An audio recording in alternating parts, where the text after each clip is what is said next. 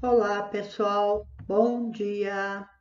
Vamos dar início a mais uma aula de Ciências da Natureza, no sexto ano, Colégio Coração Imaculado de Maria. Grupo 5, Saúde e Sociedade. Capítulo 13, Relação entre os seres humanos e a água. O módulo 44 e 45, Uso racional da água.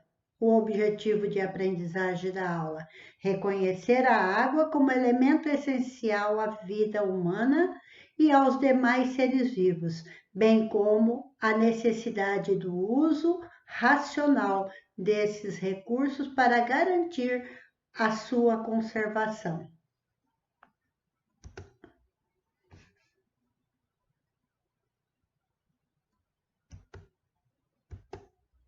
Uso racional da água. O que seria o uso racional? Usar a nossa capacidade de inteligência para economizar essa água, né? Então, como que devemos cuidar da nossa água, desse nosso patrimônio que é importantíssimo para nossas vidas? No último século, o consumo de água pela humanidade aumentou muito mais do que o crescimento da população. Enquanto que a população tem um crescimento, o consumo de água aumentou muito mais, porque cada indivíduo, cada ser humano, ele consome uma quantidade muitas vezes exagerada de água. Os altos índices de consumos estão associados principalmente à irrigação do campo e às águas consumidas pelas indústrias. Então, tem se consumido muita água em agricultura e também nas indústrias. O uso racional da água tem como objetivo garantir o usufruto. Para que a gente continue usando essa água, nós precisamos preservar, nós temos que usar essa água com equilíbrio, para que o nosso ecossistema se mantenha, né? A humanidade já conta com o conhecimento de tecnologia. Nós já sabemos de muitas tecnologias, de como racionar, de como utilizar, de como preservar essa água. Mas muitos não utilizam desses conhecimentos. Nós vamos ver agora alguns exemplos aí.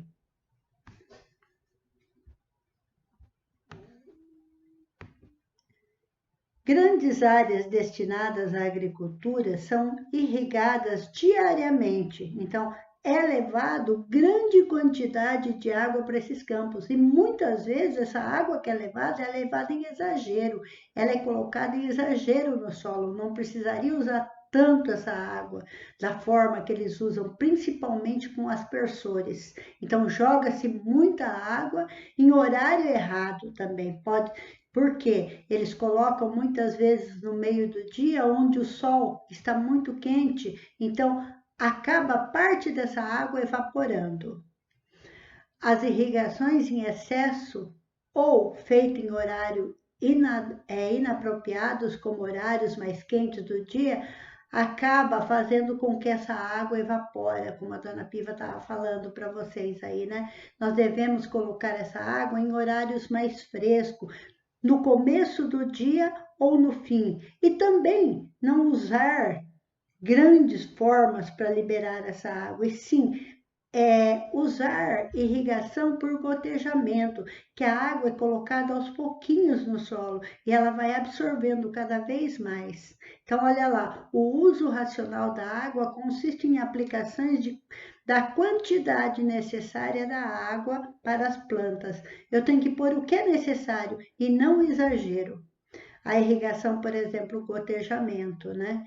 Além de eu colocar a água em pequenas quantidades, eu devo colocar também em horários propícios. E além disso, eu devo fazer a cobertura do solo com palhas, com matérias orgânicas, para diminuir a evaporação da umidade do solo. Porque se eu não tenho nada protegendo, a água evapora muito rápido. Ao passo que se eu tiver uma forração, esse solo coberto por palhas, ele mantém o meu solo úmido.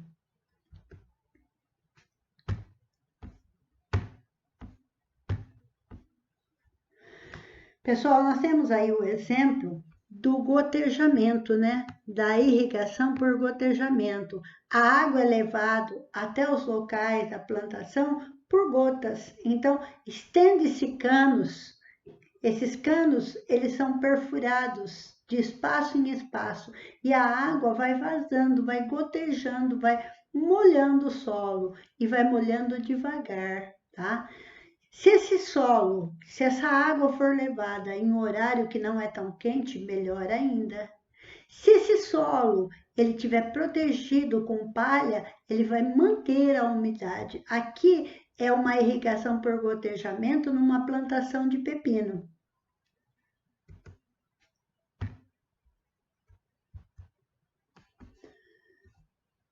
O reuso da água. Então, olha lá, hoje em dia nós já estamos preocupados com a grande quantidade de água, principalmente que é usada na agricultura e nas indústrias.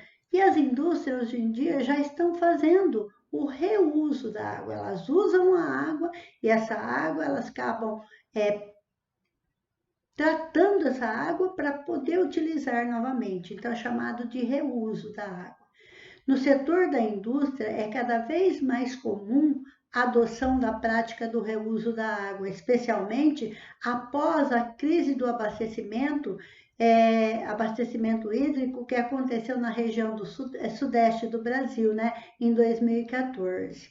O setor de produção do aço, eles gastavam 100 toneladas de água para fazer uma tonelada de aço.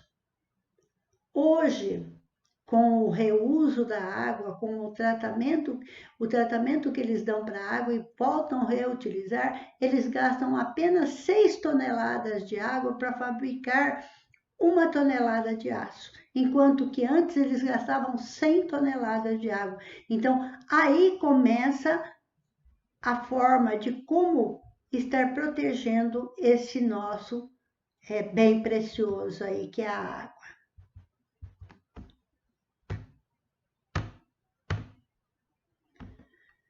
Pessoal, as indústrias, quando fazem a implantação do sistema de reutilização da água, elas têm que observar a água que elas vão tratar, porque dependendo do processo que a água ela passou na lavagem de algumas substâncias químicas, ele tem que receber um determinado tipo de tratamento. Tá? Então, ele não pode simplesmente depositar água e reutilizar. Então, eles têm que ver o tratamento que eles vão dar para aquele tipo de água que eles estão reutilizando. Então, tá aí, ó. Para a implantação de um sistema de reutilização de água de uma indústria, é necessário conhecer todos os processos da produção, nos quais a água usada em condições, ela sai em cada etapa. Então, se eu usei para lavar óleo, peças com gasolina, então eu tenho que dar um tratamento. Se eu apenas usei ela em um lugar que eu não usei produtos químicos, não tem nada, então é outro tratamento, tá? A água de reuso pode ser empregada, por exemplo, como matéria-prima para a produção ou para a lavagem de equipamentos, como caminhões, descargas sanitárias, né? Então, é para lavagem do solo. Então, onde eles vão reutilizar essa água? E para isso eles têm que dar um tratamento específico. Então, aqui nós temos, olha, um tratamento numa indústria. Então, a água chega aqui, ela tem que receber todos os tratamentos e aquilo que ela vai passar, qual é o processamento que ela vai passar. Cisternas. Nós já falamos de cisterna aqui em outras aulas, mas nós vamos voltar a falar outra vez, porque nós estamos falando no reuso, né? E aqui a cisterna nada mais é do que um grande tanque de captação de água de chuva. Então, como que eles captam essa água da chuva? A água da chuva que cai nos telhados das casas, das indústrias aí, ó, dos prédios, ela é coletada pela calha e é feito um encanamento que leva essa água até as cisternas, que as cisternas elas podem ter vários formatos, além dela ter vários formatos, ela pode ser feita de vários materiais, como de plástico, de metal, de madeira, de cimento e tijolo. Então, ela pode ser feita de várias formas.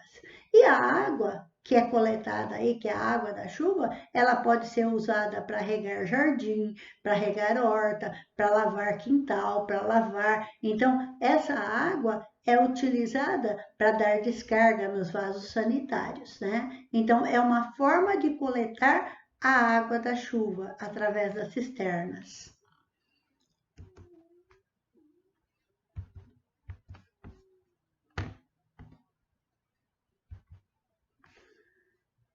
Redução do desmatamento. Isso é muito importante, gente.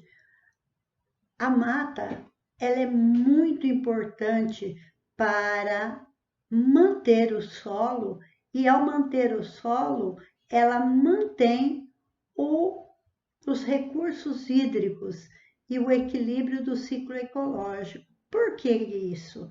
Porque se eu tenho a floresta, ela segura o meu solo, não deixa que o meu solo caia dentro de um rio. E quando esse solo é arrastado pelas águas, ele vai para dentro do leito do rio. E se ele vai para dentro do leito, ele vai assorear, vai dificultar, vai diminuir a água. Então a água vai ficar cada vez mais rasa, diminuindo os seres vivos dessa água aí. Uma das melhores formas de proteção dos recursos hídricos e do equilíbrio do ciclo hidrológico é a manutenção das florestas. As copas das árvores mantêm mais úmido o ar e o solo abaixo dela, além de amortecer o impacto das gotas da chuva. Então, quando a água cai, as gotas da chuva, ela não bate com tanta intensidade no solo, ela reduz essa velocidade da água. E quando eu tenho, aí a raiz também vai segurar o meu solo. Em uma área desmatada, a força da chuva compacta lentamente os grãos de solo, tornando menos permeável a passagem da água. Então, quer dizer, a água não passando por ali, ela não vai abastecer os lençóis freáticos. Não abastecendo os lençóis freáticos, esses vão diminuir o volume de água. Diminuindo o volume de água, eles não têm como fornecer a água para alimentar um rio, um lago, um riacho. Então, é aí que nós devemos ter, porque a água dos lençóis freáticos, elas afloram, e quando elas afloram, vai surgir as nascentes, e a partir daí, geralmente, nasce um rio, um riacho. Aqui nós temos uma nascente, olha. Aqui a nascente é o local onde o lençol freático vai aflorar a superfície. Quando ele aflora, a água vai vazar e aí dá início à nascente de um rio, a nascente de um lago, tá? Então, é onde vai abastecer esses rios, esses riachos. E se eu não tenho uma quantidade de água suficiente nos meus lençóis freáticos, essas nascentes vão desaparecendo.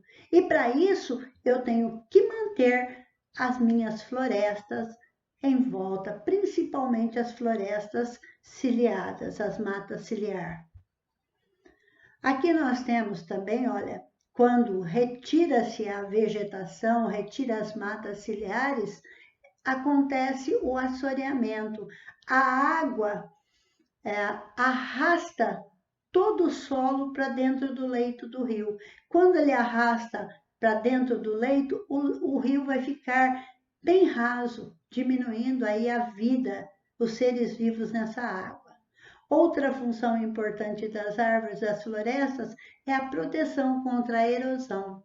As raízes das árvores mantêm o solo no lugar e nas bordas dos rios, evitam que o solo seja levado pelas correntezas para o leito do rio. Em áreas desmatadas, o vento, a chuva leva a terra solta até a região mais baixa do território, onde estão os corpos de água superficiais, ocasionando aí o assoreamento dos rios.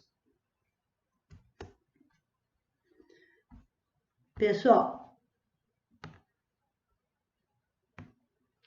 as florestas estão diretamente ligadas ao equilíbrio do ciclo hidrológico, como a dona Piva já falou. Então, se eu não tenho a floresta, essa água começa a desaparecer, tá? E também ela está ligada também com essa vegetação, com a evapotranspiração. Por quê? Porque o vegetal absorve a água e aí ele transpira. Quando ele transpira, ele libera o vapor de água que vai formar, subindo, vai formar as nuvens, né? Então, olha lá, as florestas estão diretamente ligadas ao equilíbrio do ciclo hidrológico por meio do processo da evapotranspiração. Neste processo, as plantas liberam a água na forma de vapor para a atmosfera. Quanto maior a quantidade de árvores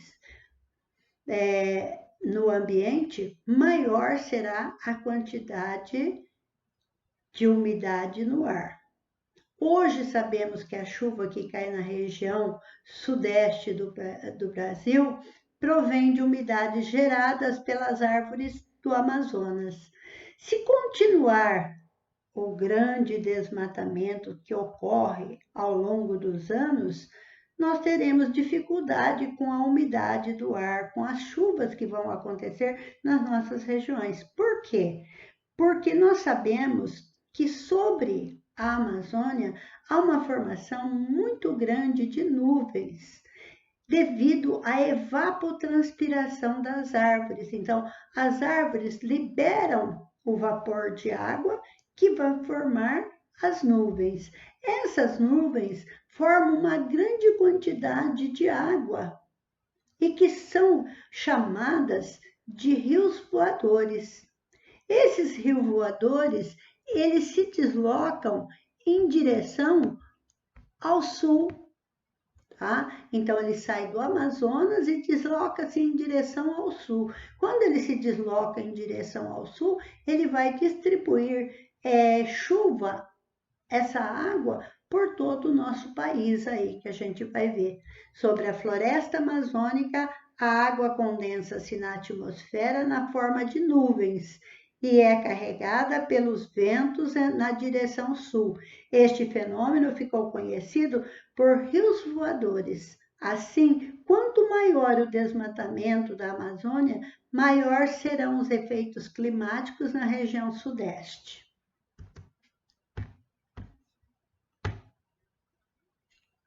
Aqui nós temos 4 passos para falar aí um pouquinho desses rios voadores, né? Então, aqui no Oceano Atlântico, nós temos o Oceano Atlântico. A água do Oceano Atlântico, ela evapora.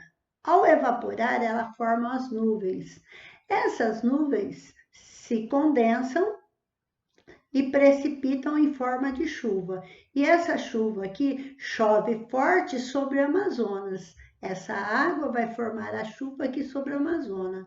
Essas plantas absorvem toda essa água e ocorre uma grande transpiração das árvores, havendo aí a evapotranspiração. Com a evapotranspiração da floresta, ela está reciclando a água. Essa água vai formar as nuvens. Essas nuvens, ao caminhar, ser empurrada aqui, elas vão ser empurradas, elas dão de encontro com as cordilheiras e elas são empurradas para o sul. E chegando aqui, ela vai provocar chuvas aqui na região centro-oeste, na região sul, na região sudeste. Então, toda a água formada aqui, ela vem pelos rios voadores, que segue por todo o nosso continente. E se isso daqui, se nós desmatarmos aqui, vai diminuir a evapotranspiração, diminuindo não a formação de nuvens e nós sofreremos mudanças climáticas aqui no nosso país.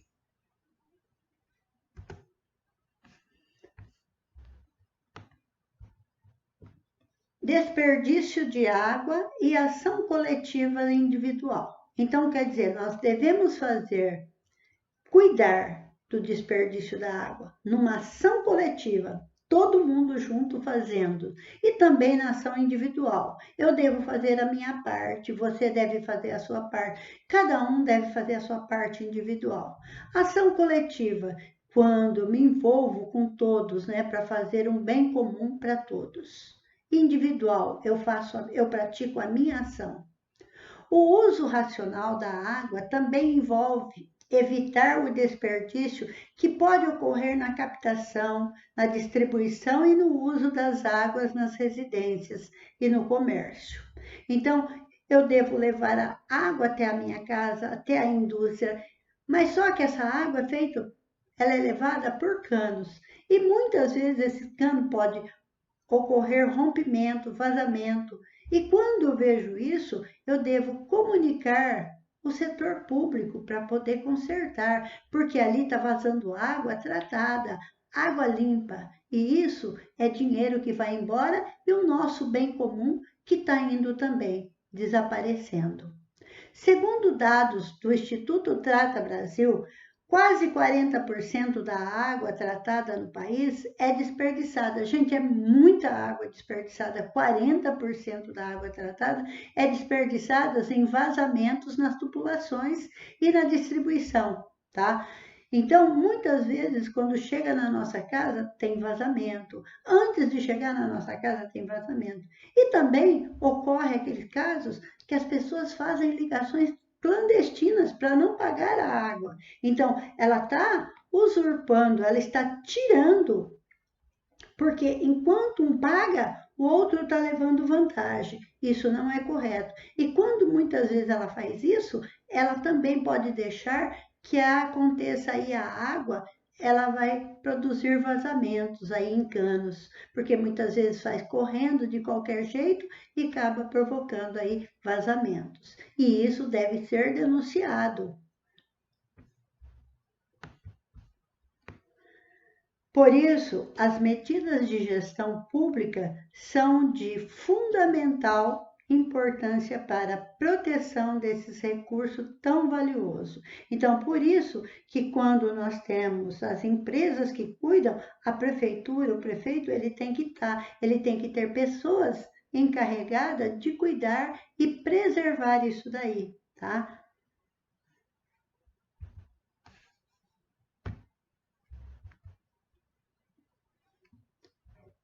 Olha aqui, alguns vazamentos, alguns tipos de vazamento que a gente pode ver. Esse tipo de vazamento numa rua deve ter passado um caminhão, rompeu aí e começa a vazar e ele começa a provocar, consumir toda a terra que está embaixo e pode provocar algum acidente se alguém passar com o carro aí. Então eu devo procurar, se eu vejo, tem que ligar para o poder público para que eles venham consertar isso daí. Pode acontecer um vazamento depois que a água entra do nosso quintal. Então, o meu cano lá, algum lugar, ele começa a romper. Então, eu tenho que descobrir onde está e devo chamar uma pessoa especializada para consertar. Geralmente, são os encanadores que cuidam disso. Quando eu tenho uma torneira vazando, eu estou desperdiçando água. Olha lá no registro de entrada também, muitas vezes lá no relógio de entrada pode ter um vazamento, tá? E eu devo consertar, porque tudo isso eu estou desperdiçando um bem que é de todo mundo, tá? Então nós não sabemos quanto tempo ela vai existir. Então, enquanto ela existe, a gente tem que preservar.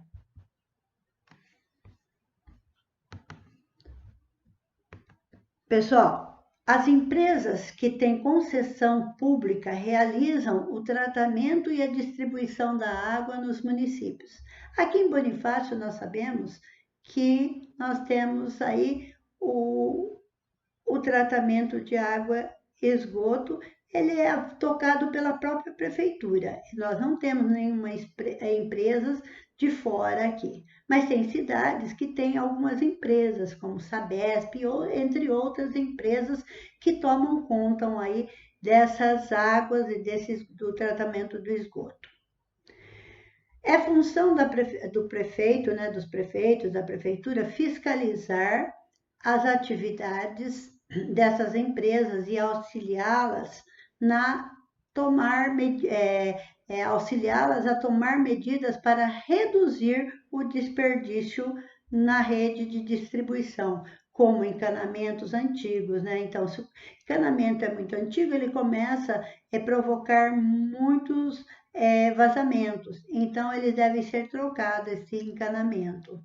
O desperdício é muito grande em nossas atividades cotidianas.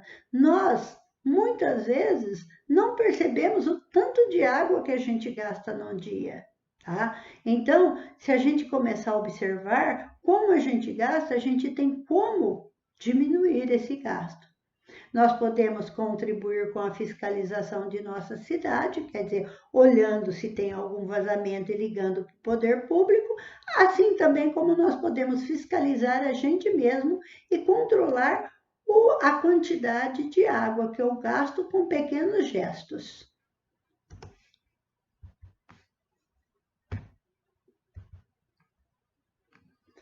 Olha aqui, nós temos, olha aqui, ó, de manhã. Logo de manhã, quando a gente vai escovar os dentes, a gente abre a torneira e deixa a água escorrendo. Não devo fazer isso. Devo fazer o quê? Molhar a minha escova, a pasta, molhar minha boca e, às vezes, com a ajuda de um copo, até para diminuir o gasto de água.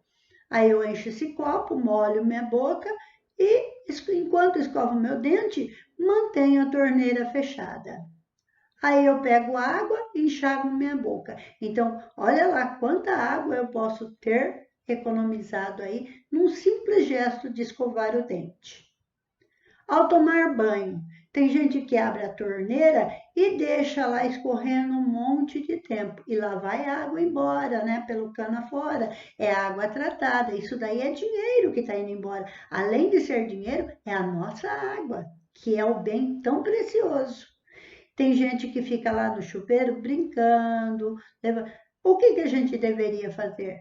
Entrar embaixo do chuveiro, se molhar, fecha a torneira, se ensaboa, né? Passa o sabão, o shampoo. Depois eu retorno a abrir a torneira novamente, enxaguando o meu corpo. Em 10 minutos eu faço isso muito bem, tá? Sem gastar muita água. Quando eu vou lavar a louça, eu devo colocar a água, molhar os pratos, molhar os objetos que estão sujos, fechar a torneira e com a bucha ensaboar todo esses talheres, esses pratos, tudo que a gente tem lá na cozinha, né? Ensaboar. Depois eu ligo a torneira para enxaguar. Olha quanta água que a gente economiza. Não devo jogar líquidos como óleo, gordura na água. Por quê? Porque ela vai poluir, vai contaminar a água, tornando mais caro para fazer o tratamento de esgoto. Então, eu devo pegar essas gorduras, esse óleo, guardar numa vasilha e levar para um ponto de reciclagem. Tem gente que usa isso daí para fazer sabão, detergente. Então, além de a gente estar ajudando alguém, a gente não está contaminando a água. Ao lavar roupa, diminuir a quantidade de roupa que a gente lava durante a semana. Como assim, dona Piva? Em vez de eu pegar meia dúzia de roupa e pôr na máquina, eu deixo juntar uma quantidade de roupa para poder lavar. Então, em vez de eu lavar roupa a semana inteira, eu poderia reduzir isso daí em 2 dias na semana, que é o suficiente. E a água que sobra da máquina, devo jogar fora? Não, vamos pôr ela no tanque, vamos colocar ela num depósito, num reservatório e utilizar para lavar calçada, para dar descarga. Então, isso é o reuso da água. Vou lavar minha calçada? Não use mangueira, use a vassoura, varrendo primeiro e depois use os baldes de água para lavar, em vez de usar mangueira, porque com a mangueira é muito mais fácil, mas só que eu gasto muito mais água, tá? Vou lavar o carro, enxago, molho o carro, lavo ele todinho, depois enxago com baldes de água. Nada de mangueira, porque a mangueira só deixa com que a gente gaste muito mais água. Se eu for usar produtos químicos que sejam biodegradáveis, que não vão prejudicar a minha água, tá? Detergente, por exemplo, usar só detergente que no rótulo esteja escrito biodegradável. Ele não vai poluir a minha água. Se eu vou regar minhas plantas, procurar regar geralmente num período que o sol não está tão quente. Então, a temperatura ambiente é mais branda, né? Então, eu devo usar o quê? Ou de manhã, ou no fim da tarde, ou à noitezinha, né? Então, aguando lá com os meus regadores. Se eu fizer tudo isso daí, olha quanta água eu vou estar economizando. Isso daí é o individual, tá? Quando a gente faz isso na casa com todos os aí, forma o coletivo dessa casa, que pode ser também o coletivo da cidade, se todo mundo pensar da mesma maneira.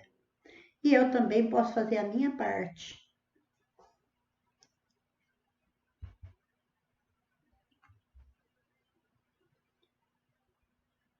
Pessoal, nós temos aí os exercícios de aplicação para fazer aí o 1 e o 2. O 3 é um exercício que a dona Piva vai trabalhar junto com vocês lá na aula ao vivo, tá?